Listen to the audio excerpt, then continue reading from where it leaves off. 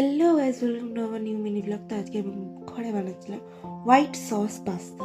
যাই হোক, তারপরে আমি কিছু সবজি কুচি করে রেখেছি, সবজি ভেজে নিয়েছি, চিকেনটাও ম্যারিনেট করে রেখেছিলাম, তো চিকেনটাও ভেজে নিয়েছি। তারপরে আমি কড়াই দিয়ে দেবো বাটারের মধ্যে একটু রসুন কুচি আর লঙ্কা কুচি দিয়ে সটে করে নিয়ে ওর মধ্যে দিয়ে দেবো ময়দাটাও ভালোভাবে বাটারের সাথে মিক্স করে নেবো।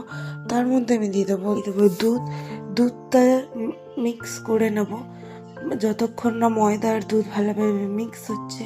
তারপরে মিক্স হয়ে যাওয়ার পরে দেখবে এটা ক্রিমি ভাব চলে এসছে। তখন সব ভেজিটেবল মানে সবজি, চিকেনটা যেটা ফ্রাই করেছিলাম, পাস্তা যেটা বয়েল করে রেখেছিলাম দিয়ে মিক্স করে নেবো।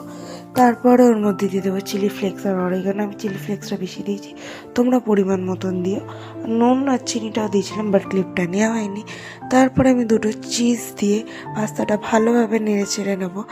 তারপরে পাস্তাটা আমি একটা বাটিতে সার্ভ করে নেবো। যাই হোক, তোমাদের যদি আমার রেসিপিটা ভালো লেগে থাকে তাহলে লাইক, কমেন্ট, শেয়ার করে দিও।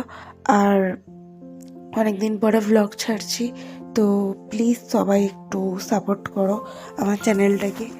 যাই হোক, টাটা, সবার জন্য দিন ভালো যায়। Have a good day, tata. আর আরেকটা কথা guys, like, comment, share and subscribe করে দিও। Thank you for watching.